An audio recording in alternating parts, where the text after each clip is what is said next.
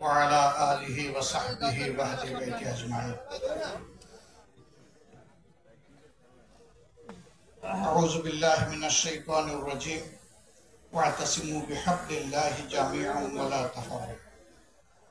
وقال الله تعالى قاتلوهم حتى لا تكون فتنة ويكون الدين كله.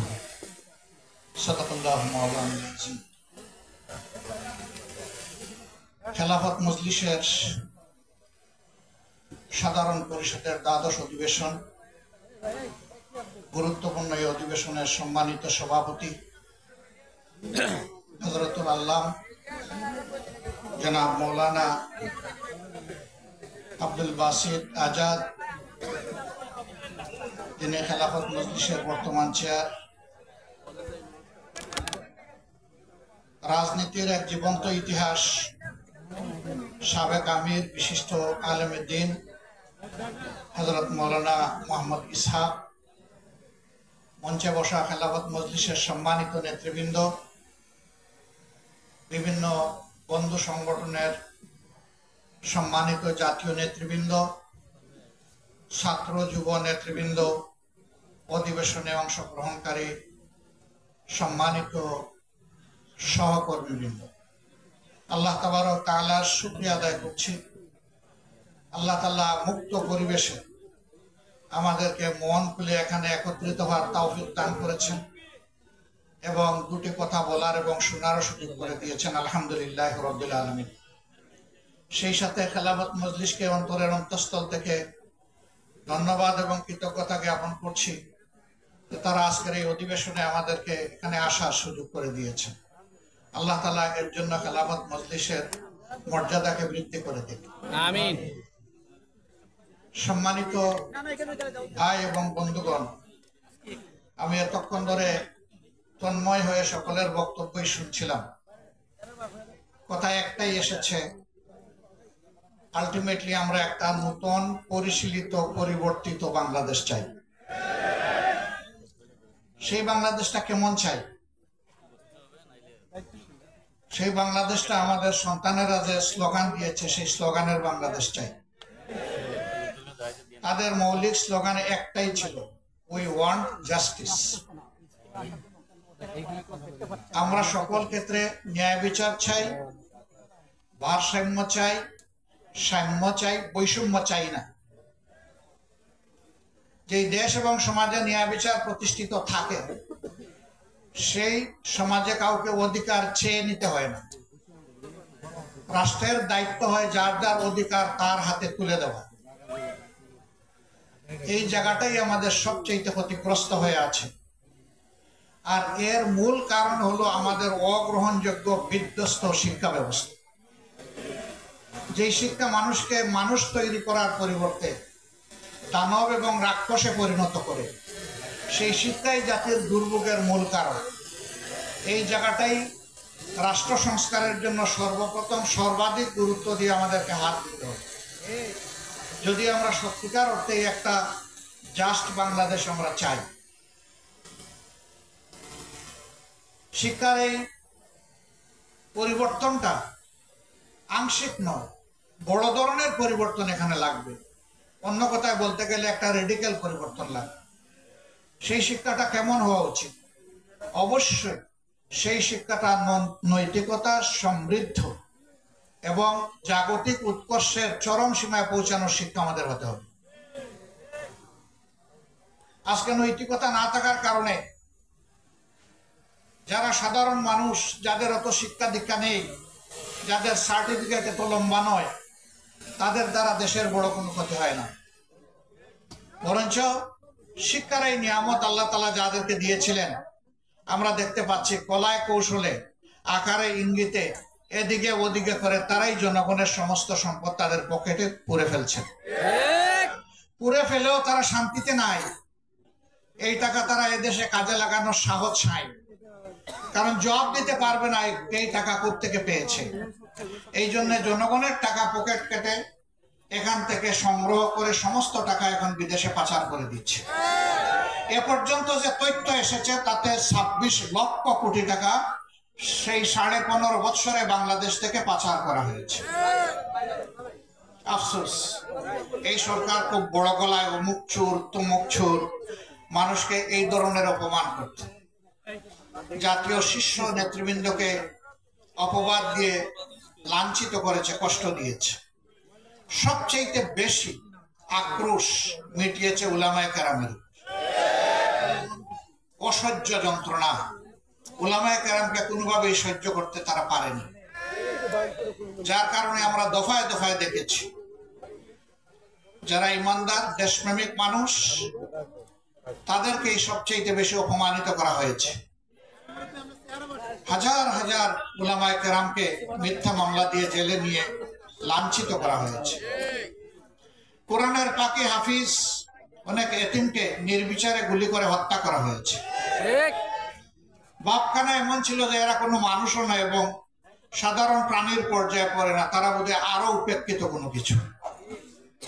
শাপলা চত্বরের ঘটনা এই দেশবাসী কখনো ভুলেনি এবং ভুলবে না। এটাকে নিয়ে কত উপহাস করা হয়েছে। প্রধানমন্ত্রীর দায়িত্বপূর্ণ চেয়ারে বসে তিনি বলতে পেরেছেন যে সেখানে রক্ত ঝরেনি, সেখানে হেফাজতের লোকেরা রং ছিটিয়ে দিয়েছিল। ধিক্কার জানাই। আপনি মানুষ হলে এমন কথা মুখে আনতে পারতেন না। আরেকজন পুষ্যমন্ত্রী তিনি বলেছেন এই ছাত্রদের আন্দোলনের যখন ক্লাইম্যাক্সের দিকে যাচ্ছিল যে সাবধান করে দিচ্ছি, বাড়াবাড়ি করবে না, যদি বাড়াবাড়ি করো তাহলে 5 মে যেটা হয়েছিল শাপলা চত্বরে রাত 12টার পরে সবকিছু সাফ করে দেওয়া হয়েছিল। এই কথার মাধ্যমে তিনি আত্মস্বীকৃত খুনি হিসাবে তার দলকে দুনিয়ার সামনে প্রেজেন্ট করেছেন। এদের খুনের ইতিহাস নতুন নয়। আমরা শ্রদ্ধা জানাই 47-এ যারা লড়াই করেছেন, 71-এ যারা লড়াই করেছেন, 24-এ যারা লড়াই করেছেন। 47-এর কারণে যে ভূখণ্ড তৈরি হয়েছিল আজকে তাই বাংলাদেশ। সেই ভূখণ্ড তৈরির জন্য যারা তাদের সমস্ত মেধা যোগ্যতা নিয়োজিত করেছিলেন তারা পরবর্তী পর্যায়ে বিভিন্ন দলে তারা বিভক্ত হয়েছিলেন, কিন্তু জাতিকে দেওয়া অঙ্গীকার তারা পূরণ করেননি। 23 বছরের বৈষম্যের বিস্ফোরণ ঘটেছিল 71 সালে। আবার 71 সালে জাতির অধিকার, ভোটের অধিকার স্বীকার না করার কারণে, ভোটকে মূল্যায়িত না করার কারণে অনিবার্য হয়েছিল মুক্তিযুদ্ধ। আবার মুক্তিযুদ্ধের মধ্য দিয়ে যে কমিটমেন্ট, অঙ্গীকার জাতিকে দেওয়া হয়েছিল তা করা হলো লঙ্ঘন। সোনার বাংলা বানাতে গিয়ে দেশকে বানানো হলো শ্মশান বাংলা। আমাদেরকে উপহাস করে বিদেশ থেকে বলা হলো বাংলাদেশ একটা তলাবিহীন জুড়ির দেশ, এই জুড়িতে যা রাখা হয় এটা পাতালে চলে যায়, পরে আর এটার কোনো খবর পাওয়া যায় না। এবং এর আত্মস্বীকৃত নেতা ছিলেন জনাব শেখ মুজিবুর রহমান সাহেব। তিনি তার সঙ্গীদের ব্যাপারে যে সার্টিফিকেট দিয়ে গিয়েছেন এর চাইতে বড় সার্টিফিকেট আর কেউ দিতে পারবে না। তিনি ডাইনের লোক, বামের লোক, সামনের লোক, পিছনের লোক, চতুর্দিকের লোকের ব্যাপারে একটা সার্টিফিকেট দিয়েছিলেন। আপনারা জানেন তো কি সার্টিফিকেট? আমি বলতে গেলাম না, আপনারাই যেহেতু সচেতন, বুদ্ধা, শ্রোতা, আপনারাই বললেন। এই যাদেরকে তিনি রেখে গিয়েছিলেন তাদের বুকে দেশপ্রেম, মানুষের প্রতি মমত্ববোধ, ভালোবাসা জনগণ আর দেখতে পেল না। তারা অনেক বড় বড় বুলিয়া উড়াইয়া বিশেষ একটা বোঝাপড়ার মধ্য দিয়ে 2009 সালের 10 জানুয়ারি ক্ষমতায় এসেছিল, অথবা 7 জানুয়ারি হবে, আমি একটু কনফিউজড আছি এখানে। তারা ক্ষমতায় আসার পরে কি শুরু করলেন? তারা ক্ষমতায় আসার আগে যা জানান দিয়েছিলেন তাই শুরু করলেন। 2006 সালের 28 অক্টোবর জোট সরকারের শেষ দিন ছিল। সেই দিনে সারা দেশে স্বয়ং তখনকার বিরোধী দলীয় নেত্রীর আহ্বানে যারা রক্তচোষা তারা সবাই চলে এসেছিলেন ঢাকায়। লগি বইটার তাণ্ডবে মানুষ খুন করে তারা জানান দিয়েছিলেন আমরা যদি ক্ষমতায় যাই তাহলে আমরা এই কর্মসূচিটাই বাস্তবায়ন করব। তাই করেছেন। ক্ষমতায় বসার মাত্র 2 মাস পূরণ হয়নি, 25 এবং 26শে ফেব্রুয়ারি পিলখানায় তৎকালীন বিডিআর এর সদর দপ্তরে 57 জন চৌকস দেশপ্রেমিক সেনা অফিসারকে হত্যা করার মধ্য দিয়ে তাদের যাত্রা শুরু হয়েছে। এরপরে অন্যতম দেশপ্রেমিক শক্তি জামাতকে তারা বাছাই করে নিয়েছিলেন এবং আমাদের 1-2 করে 11 জন শীর্ষ দায়িত্বশীলকে তারা নির্মমভাবে হত্যা করেছে, কাউকে ফাঁসি দিয়ে, কাউকে জেলের ভিতরে ঠেলে দিয়ে। শেষ পর্যন্ত একজন মানুষ যিনি কোরআনের ভাষ্যকার, দল মতের ঊর্ধ্বে উঠে, যাকে মানুষ বড়ই ভালোবাসতো শুধু কোরআনের কারণে, আল্লামা দেলোয়ার হোসেন সাইদি, তারও জীবনটা কিভাবে শেষ পর্যন্ত গেল তার রহস্য একদিন বের হবে ইনশাআল্লাহ।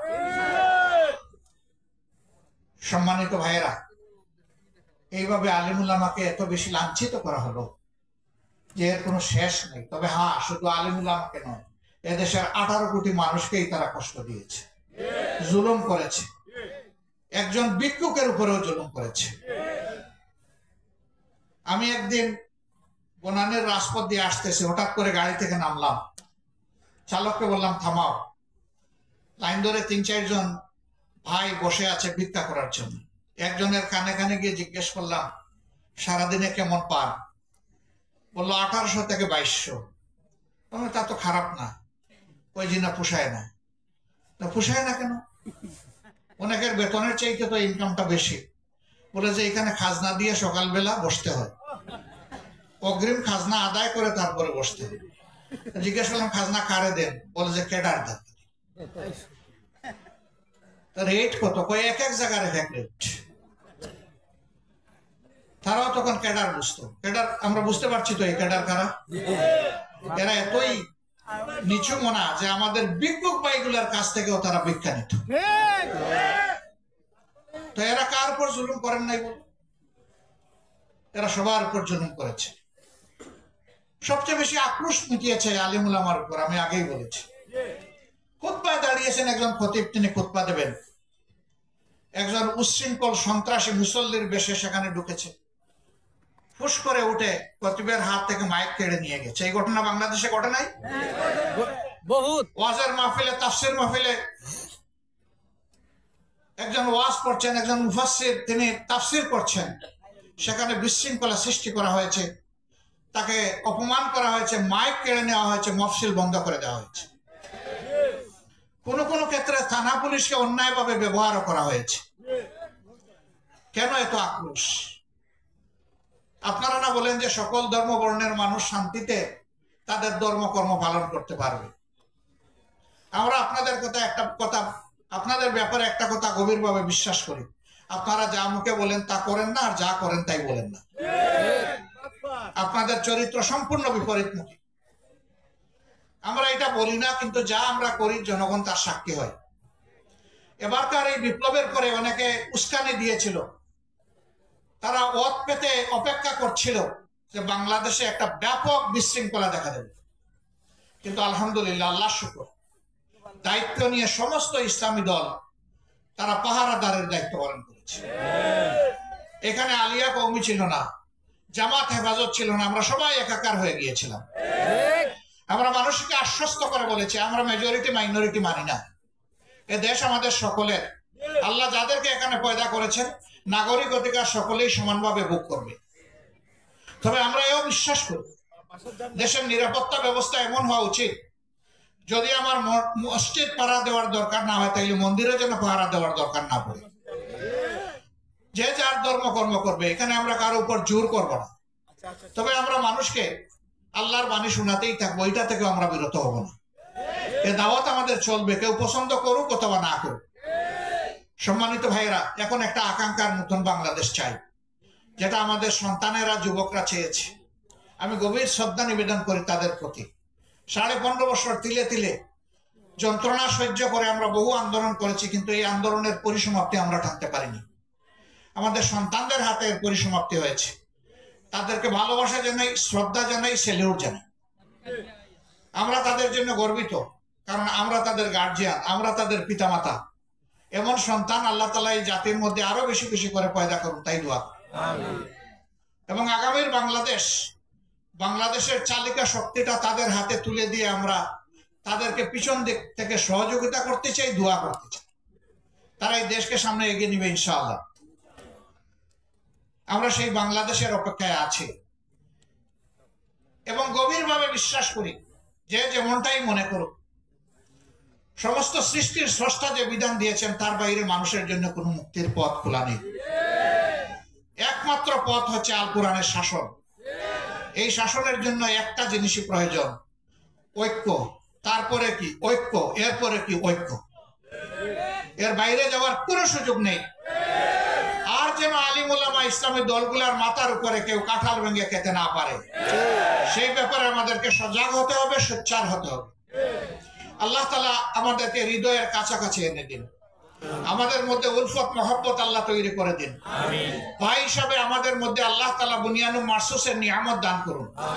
সকল প্রকার হীনমন্যতা সংকীর্ণতা থেকে বের হয়ে উদারতা এবং ভালোবাসা দিয়ে আমরা যেন পরস্পরকে জড়াইয়ে ধরতে পারি, সেই তৌফিক আল্লাহ তাআলা দান করুন। আমি খেলাফত মজলিসের আজকের এই অধিবেশনের সার্বিক সাফল্য কামনা করছি। আবারও আমাকে এখানে দুটি কথা বলার সুযোগ দেওয়ার জন্য আমি আমার পক্ষ থেকে এবং সংগঠনের পক্ষ থেকে গভীর কৃতজ্ঞতা জ্ঞাপন করছি। আল্লাহ আপনাদের সকলের হায়াতে, সিহাতে, ইজ্জতে, ইলমে, আমলে এবং রিজিকে বারাকা দান করুন। আসসালামু আলাইকুম ওয়া রাহমাতুল্লাহি ওয়া বারাকাতুহু।